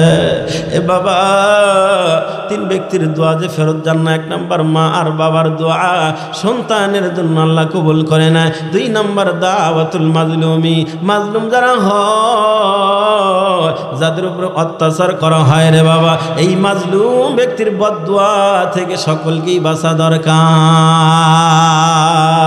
কারণ অন্য হাদিসে নবী বলে, ইত্তাকি দাওয়াতাল মাজলুমি ফাইন্নাহু লাইসা বাইনাহু ওয়া বাইনাল্লাহি হিজাব। নবী বলে, ইত্তাকি দাওয়াতাল মাজলুমি, মাজলুম ব্যক্তির বদদোয়া থেকে নিজেকে বাঁচাও, কেননা মাজলুম আর আল্লাহর মাঝে কোনো পর্দা থাকে না। হতে পারে মাজলুমের বদদোয়াটা 6 মাস পরে ওইটা কবুল হতে পারে, 6 মাস পরে ওইটা প্রকাশ পাইতে পারে, 1 বছর পরে প্রকাশ পাইতে পারে, সাথে সাথে নাও হতে পারে। কিন্তু মাজলুম ব্যক্তির দোয়া আমার আল্লাহ ফেরত দেন না। তার জ্বলন্ত প্রমাণ হলো 5 আগস্ট, কথা কয় না? আলেমরা জেলখানা বৈশা বৈশা খালি খাইছে আর ঘুম পারেন নাই, লুডো খেলায় সময় নষ্ট করেন নাই, ক্যারাম বোর্ড খেলে সময় পার করেন নাই রে বাবা। 3 বছর 4 বছর 5 বছর 12 বছর আলেমদেরকে যারা জেলে ভরে রাখছিল, নিঃসন্দেহে আলেমদের উপরে এটা জুলুম, কথা বলেন ঠিক কিনা? কারণ কোনো আলেম কারো মাথায় বাড়ি দেয় নাই, কারণ কোনো আলেম দেশের টাকা না বিদেশে বাড়ি করে নাই, কারণ কোনো আলেম অন্যের সম্পদ লুণ্ঠন করে খায় নাই, কথা বলেন ঠিক কিনা? যতগুলো আলেমকে যারা কারাবন্দি করেছিল, নিঃসন্দেহে এটা আলেমদের উপরে জুলুম করেছিল। ওই আলেমদের চোখের পানি, ওই আলেমদের শব্দটা আমার আল্লাহ 5 আগস্টের মাধ্যমে এটা প্রকাশ করে দিছে, কথা বলুন ঠিক কিনা? এই জন্য যারা আমলিগ করেন, বিএনপি করেন, আর যে দল করেন, সবাইকে এখান থেকে শিক্ষা নেওয়া লাগবে। ঠিক কিনা জোরে কন? যারাই জুলুম করবে তাদেরকেই কিন্তু দেশে থাকার কপালে জুটবে না। জুলুম করেন না। আপনার লাঠির জোর আছে বিদায় প্রতিবেশীর লাঠির জোর নাই, এই জন্য তার জমি দখল করে আপনি খাবেন। আপনার শরীরে শক্তি বেশি দেখা যার শরীর দুর্বল তার উপরে আপনি অত্যাচার করবেন। এখন হয়তো আপনার শক্তির জোরে করতে পারেন, কিন্তু একদিন দেখবেন ওই মাজলুমের বদদোয়ার কারণে আপনার এমন শোচনীয় পরাজয় হবে যে আপনি ওর চাইতেও দুর্বল হবেন। কথা বলেন ঠিক কিনা? এই জন্য সাবধান। আপনার গায়ে একটু শক্তি আছে যুবক, তোমার গায়ে শক্তি আছে দেখাই তোমার চাইতে ছোট শক্তি কম তারে আচ্ছা তরে পিটায় দিলা, আজকে না পিটায় দিলা, মনে করলা ও পারলো না, মায়ের খায় গেল, কিন্তু একদিন এমন সময় আসবে তুমি মায়ের খাইবা আর ওই যুবকটা দূর থেকে হাসবে আর দেখবে। কথা বলেন ঠিক কিনা? আমি কোনো দলকে ইন্ডিকেট করে কথা বললাম? সবাই এই কথাটা আমার জন্য। আমি যদি কারো উপরে জুলুম করি, হয়তো এখন আমার পাওয়ার থাকার কারণে যদি জুলুম দেখাই, জুলুম করি, একদিন আসবে যে আমার পাওয়ার থাকবে না। কথা বলেন ঠিক কিনা? এজন্য রাগ করার কিছু নাই। আমলিগ করেন, বিএনপি করেন, বিএনপি করলে তাই কি? আপনি এখান থেকে শিক্ষা নেন। আওয়ামী লীগ জুলুম করছে, তাদের পরাজয় হয়েছে, আপনারাও যদি ক্ষমতায় এসে জুলুম করেন আপনাদেরও একই অবস্থা হবে। বেজার হইলেন? খেয়াল করেন বাবা, আদা চাইছিলাম আসার পরে, এখন পর্যন্ত আমার পয়েন্ট পড়ায় শেষের দিকে আদা পাইলাম না। কালকে মাহফিলেই যাই বলবো আপনাদের কথা। যুব সমাজ মাহফিল দিছে, খাওয়ার সময় কিছু আমার আদার ব্যবস্থা করে দিই, খায়া উঠে স্টেজে আসছি, লবণ আদা এ পর্যন্ত পাইলাম না। আমার টাইম পড়ায় শেষের দিকে, আমি তো জানি। খেয়াল করেন বাবা, এরে নবীর উম্মতের দল, ওই যুবক যখন মার কথা অমান্য করে হজের রওনা, লম্বা হয়ে যাবে, আমি মূল কথাটা বোঝাতে পারবো না। একটু খেয়াল করেন রে বাবা, মূল কথাটা বোঝাতে চাই রে বাবা। মার কথা অমান্য করে যখন যুবক হজে গেল, হজ কি খারাপ জিনিস না ভালো জিনিস? কিন্তু মার কথা অমান্য করে হজে গেলেন, দেখেন তার কি হয় রে বাবা। ওই সন্তান যখন গাড়ি টবলা লইয়া হজের উদ্দেশ্যে যাইতেছেন, বেশ কিছুদিন যাওয়ার পরে, ওই সময় তো আর এরকম বিমান ছিল না রে বাবা, এই তবলিগ জামাতের মতো হেঁটে হেঁটে যাওয়া লাগতো। খাবার দাবার গাড়ি টবলা নিয়ে যখন যুবকটা যাইতেছিল হজের উদ্দেশ্যে, কয়েকদিন যাওয়ার পর এমন একটা জায়গা গিয়ে পৌঁছায় গেলেন যে সন্ধ্যা হয়ে গেল। দেখলো পাশে একটা মসজিদ দেখা যায়, আল্লাহর বান্দা সেখানে মাগরিবের নামাজ আদায় করার পর এশার নামাজ আদায় সেখানেই করলেন। এশার নামাজ পড়ার পর ওই যুবকটা, হজব্রত পালন করনেওয়ালা যুবকটা, আমার বাবাজিরা, ওই মসজিদেই রাত কাটায় দেওয়ার নিয়ত করে মসজিদে ইতিকাফের নিয়তে থেকে গেলেন। আমার বাবাজিরা মসজিদেই যখন থাকলো, রাতের বেলা শেষ পড়ে ওই যুবক মসজিদের ভিতরে ঘুম থেকে উঠা আল্লাহর বান্দা অজুখানা গিয়া অজু কইরা, আল্লাহর বান্দা আমার বাবা যে অজু করে মসজিদের ভিতর তাহাজ্জুদের সালাতে দাঁড়া গেছে রে বাবা। এদিক দিয়া ওই দিন ওই রাতের বেলা ওই মসজিদের পাশের বাড়িতে আসছিল চোর চুরি করার জন্য। আমার বাবাজিরা, চোর যখন চুরি করে সম্পদগুলা পোটলা বাইদা যখন বের হয়ে যাচ্ছিল রে বাবা, ওই সময় বাড়িওয়ালা টের পাইছে, আরে চোর তো যায় আমার সম্পদ নিয়ে। বাড়িওয়ালা চোর চোর বলে যখন ডাকাডাকি শুরু করছে, চতুর্পাশ থেকে আমার বাবাজিরা মানুষজন উঠা যখন জমা হয়ে গেছে, চোর তখন কোন দিকে পালাবে, দৌড়ায়া যাইতে যাইতে দেখে মসজিদের সামনে দেয়া রাস্তা, দেখে মসজিদের দরওয়াজা খোলা। অমনেই চোর ওই চুরিকৃত সম্পদের পোটলা ডানিয়া মসজিদের ভিতরে ঢুইকা পড়ছে বাবা। মসজিদের ভিতরে ঢুইকাই দেখে আল্লাহর একজন বান্দা নামাজরত অবস্থায় দাঁড়ায় আছে। কোন বান্দা দাঁড়ায় আছে? ওই যে হজ পালন করার নিয়তে যেই যুবক গেছে বাবা, তাহাজ্জুদের নামাজে দাঁড়ায় রইছে। এবার ওই চোর চিন্তা করলো একটা সুযোগ বের করাই লাগবে। এবার চুরিকৃত ওই সম্পদের পোটলাটা তাহাজ্জুদ গুজার ওই যুবকের পাশে রাইখা আল্লাহর বান্দা সামনের ওয়াল টপকায়া পিছন দিক থেকে পালায়া যায়। চোর যখন সামনের ওয়াল টপকায়া আমার বাজিরা পিছন দিক দিয়া মসজিদের পিছন দিক থেকে পালায়া যায়, ওই সময় মসজিদের তো এরকম পাকা বেড়া ছিল না রে বাবা, কোন রকম যাতে হাঁস মুরগি আর গরু ছাগল যাইতে না পারে, কোনো রকম বেড়া ছিল রে বাবা।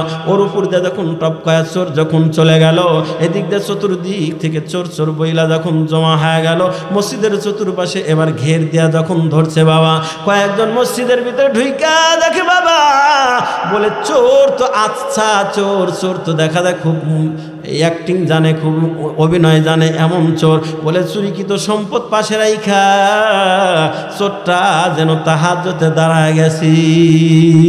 হুস্তুল শুরু হয়ে গেছে বাবা, এ কথা ও কথা। এক পর্যায়ে মানুষের তারে নামাজ থেকে টাইনা বাইর করছে মসজিদ থেকে বের কইরা উত্তম মাধ্যম সারা রাত মায়ের শুরু করছে রে বাবা। সারাটা রাত ওই যুবকের উপরে টর্চারিং চলতেছে বাবা, টর্চারিং আর মারতেছে।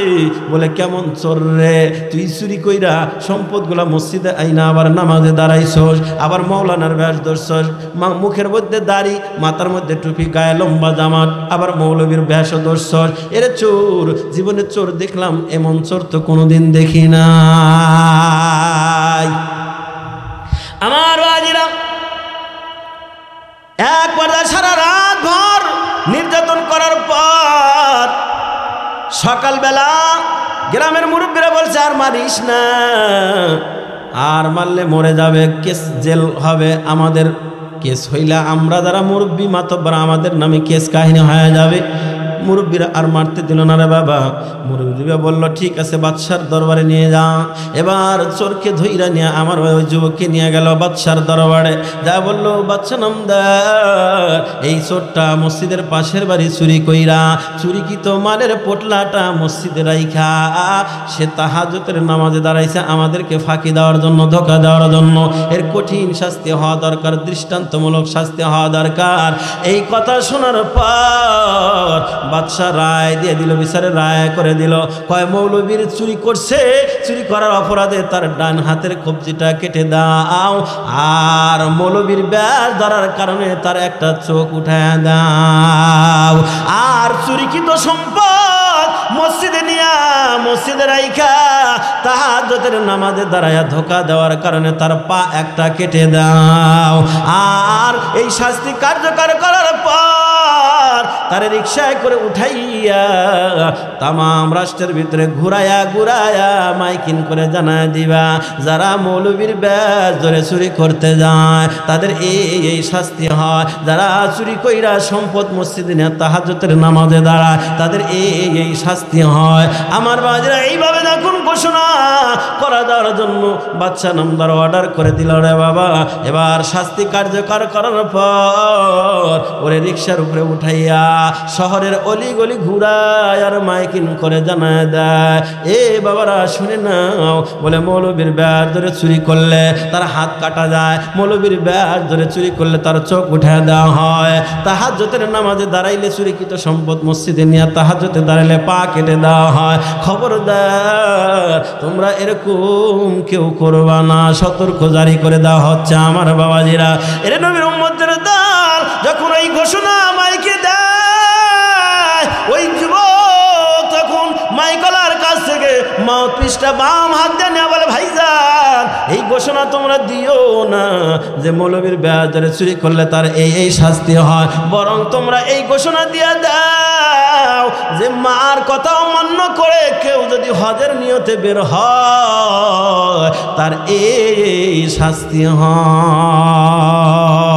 এবার ঘোষণাকারীরা বলে, কি বুঝাইতে চান ভাই, আপনি কি বুঝাইতে চান? তখন এই লোকটা বলতে চায় না, অনুনয় বিনয় করে বলার পরে বলে, আমি আমার মার সেবা যত্ন করতাম, আমার মা বারবার নিষেধ করেছিল হজে যাওয়ার জন্য, মার কথা অমান্য করে হজে আসার কারণে আমার মা আল্লাহর দরবারে অভিযোগ দায়ের করছেন, যার কারণে আমার আল্লাহ মার কথা অমান্য করার কারণে তার শাস্তি আল্লাহ দুনিয়াতে আমাকে প্রদান করতেছেন। জোরে বলি নাউযুবিল্লাহ। এর নবীর উম্মতের দল, তাহলে মা আর বাবা এমন, মা আর বাবার সাথে বেয়াদবি করলে, মা আর বাবারে কষ্ট দিলে বাবা এটা কবিরা গুনাহ, সবচেয়ে বড় বড় গুনার মধ্যে সবচেয়ে বড় গুনার ভিতরে 2 নম্বর গুনাহ। পয়গম্বর হাদিস, আপনার আবার নবী বলেন, আল কাবাইরু আল ইশরাকু বিল্লাহ ওয়া উকুকুল ওয়ালিদাইন ওয়া কতলুন নাফস ওয়াল ইয়ামিনুল গুমুস। আল্লাহু আকবার, জোরে আল্লাহু আকবার। আমার বাবাজিরা, পয়গম্বর বলেন আল কাবাইরু আল ইশরাকু বিল্লাহ ওয়া উকুকুল ওয়ালিদাইন। এই পৃথিবীর ভিতরে সব চাইতে বড় বড় যে গুনাহ আছে রে বাবা, এই বড় বড় গুনার ভিতরে 1 নম্বর সবচেয়ে বড় গুনাহ হলো আল্লাহর সাথে শিরক করা, আল্লাহর সাথে অংশীদার স্থাপন করা, এর সবচেয়ে বড় গুনাহ। এরপরে 2 নম্বরে এই নবী বলেন ওয়া উকুকুল ওয়ালিদাইন, পিতা মাতার সাথে নাফরমানি করা, পিতা মাতাকে কষ্ট দেওয়া, এটাও সবচেয়ে বড় গুনাহ। সবচেয়ে বড় গুনাহ 4টা বড় গুনার মধ্যে 2 নম্বরে সিরিয়াল হলো নবী বলেন মা আর বাবার সাথে খারাপ ব্যবহার করা। খেয়াল করেন, মা আর বাবারে যারা কষ্ট দিচ্ছেন ইতিপূর্বে, তারা ভালো করে শুনেন, আর সামনে যারা মা বাবা জীবিত আছে তারাও শুনেন। নবী বলেন সবচেয়ে বড় গুনাহ 4টা, এর মধ্যে 1 নম্বর হলো আল্লাহর সাথে অংশীদার করা। এটা নিয়ে আমার আজকে আলোচনা না। 2 নম্বর নবী বলেন ওয়া উকুকুল ওয়ালিদাইন, পিতা মাতার সাথে নাফরমানি করা, মা বাবারে কষ্ট দেওয়া, এটা সবচেয়ে বড় গুনার 2 নম্বর। এরপরে নবী বলেন ওয়া কতলুন নাফস, অন্যায়ভাবে মানুষ হত্যা করা। এরপরে নবী বলেন ওয়া শাহাদাতুজ জুর, মিথ্যা কথা বলা। এই 4টা বড় গুনার ভিতরে 2 নম্বর সিরিয়াল হলো মা বাবার অবাধ্য আচরণ করা, মা আর বাবারে কষ্ট দেওয়া, এটা সবচেয়ে বড় গুনাহ। আমার বাবাজিরা খেয়াল করেন, একটা হাদিস শোনাই। পয়গম্বর বলেন মা আর বাবার সাথে যারা নাফরমানি করে, মা আর বাবারে যারা কষ্ট দেয়, বাবা দুনিয়ার সব গুনাহগুলো আল্লাহ চাইলে দুনিয়াতেই মাফ করে দিতে পারেন, আখিরাতেও আল্লাহ মাফ করে দিবেন চাইলে। কিন্তু একটা মাত্র গুনাহ, আমার আপনার নবী বলেন মা আর বাবার সাথে নাফরমানি করলে এটা আমার আল্লাহ ক্ষমা করে না। এ বাবা, সব অপরাধের শাস্তি আল্লাহ দুনিয়াতেই দেয় না, কিছু কিছু অপরাধের শাস্তি দুনিয়াতে কিছুটা দেয়, আখিরাতে পুরাটা দিবে রে বাবা। কিন্তু নবী বলেন মা আর বাবার সাথে যদি কেউ নাফরমানি করে রে বাবা, এর শাস্তি আল্লাহ দুনিয়াতেও দিবে, আখিরাতেও পুরাপুরি দিবি। জোরে বলি নাউযুবিল্লাহ। আপনার আমার পয়গম্বর বলেন, হাদিস শোনায় নবীর সাহাবী আন আবি বাকরাতা রাদিয়াল্লাহু তাআলা আনহু قال قال رسول الله صلى الله عليه وسلم كل الذنوب يغفر الله منها ما شاء إلا حقوق الوالدين فإنه يعجل لصاحبه في الحياة قبل الممات। খেয়াল করেন বাবা, নবী বলেন কুল্লু যুনুবি ইয়াগফিরুল্লাহু মিনহা মা শাআ, প্রত্যেকটা গুনাহ আল্লাহর সাথে শিরক ব্যতীত যত প্রকারের গুনাহ আছে রে বাবা, আল্লাহ চাইলে আল্লাহ তাআলা গুনাহগুলো মাফ করে দিবে রে বাবা। তবে পয়গম্বর বলেন ইল্লা উকুকাল ওয়ালিদাইন, তবে মা আর বাবারে কষ্ট দিলে, মা আর বাবার সাথে নাফরমানি করলে, মা আর বাবারে অবাধ্য করলে, মা আর বাবার সাথে অবাধ্য আচরণ করলে, এটা আমার আল্লাহ মাফ করেন না। বরং নবী বলেন ফাইন্নাহু, খেয়াল করেন, এটা তো ক্যামেরা ফিট করতেছে, আমার দিকে তাকান। ফাইন্নাহু, পয়গম্বর বলেন ফাইন্নাহু ইউআজ্জিলু লিসাহিবিহি ফিল হায়াতি ক্বাবলাল মামাতি। নবী বলেন ফাইন্নাহু ইউআজ্জিলু লিসাহিবিহি ফিল হায়াতি ক্বাবলাল মামাতি। নবী বলেন মা আর বাবার সাথে নাফরমানি করলে এটার শাস্তি আল্লাহ তার হায়াতের জিন্দেগিতে, মৃত্যুর পূর্বেই হায়াতের জিন্দেগিতে শাস্তি দেয়। তাইলে কি বুঝলেন বাবা, মা আর বাবার সাথে নাফরমানি করলে এটার শাস্তি দুনিয়াতেও ভোগ করা লাগবে, আখিরাতেও তার জন্য শাস্তি তো আছে। তাইলে আমার বাজারে ওই যুবক যে দুনিয়ার ভিতরে শাস্তি পাইল, হজের নিয়তে গিয়াও শাস্তি দুনিয়াতে পাইল। মার কথা অমান্য করার কারণে মা যে অসন্তুষ্ট হয়ে আল্লাহর দরবারে অভিযোগ দিছিল বাবা, যার কারণে সে কিন্তু দুনিয়াও শাস্তি পাইল, আখিরাতে তো শাস্তি আছে রে বাবা। এই জন্য সাবধান। আমি যেটা বুঝাইতে চাই, যাদের মা বাবা এখন আছে বাবা, মা বাবার খেদমত করেন, আল্লাহ খুশি হয়। মা বাবাকে সন্তুষ্ট করেন, আল্লাহ সন্তুষ্ট হয়। মা বাবার বেজার করলে আল্লাহ নারাজ হয়, আল্লাহ অসন্তুষ্ট হয়। দুনিয়াও বরবাদ, আখিরাতও বরবাদ হয়। আর দুনিয়ায় যদি শান্তিতে থাকতে চান তাইলে মা আর বাবারে শান্তিতে রাখেন, মা আর বাবাকে শান্তিতে রাখবেন, পরপারে আপনি শান্তিতে থাকবেন। ভবিষ্যতে আপনি যখন বৃদ্ধ হয়ে যাবেন তখনও আপনি সন্তানের খেদমত পাবেন, শান্তিতে থাকতে পারবেন, আপনি যদি আপনার মা আর বাবারে শান্তিতে রাখতে পারেন। ঠিক কিনা বলেন? আল্লাহ তাআলা আমাকে আপনাদের সব ভাইকে কথাগুলো বুঝে বিশেষ করে মা আর বাবার সেবা করে জান্নাত কামাই করে কবর যাওয়ার তৌফিক দান করুক। সকলে বলে আমিন।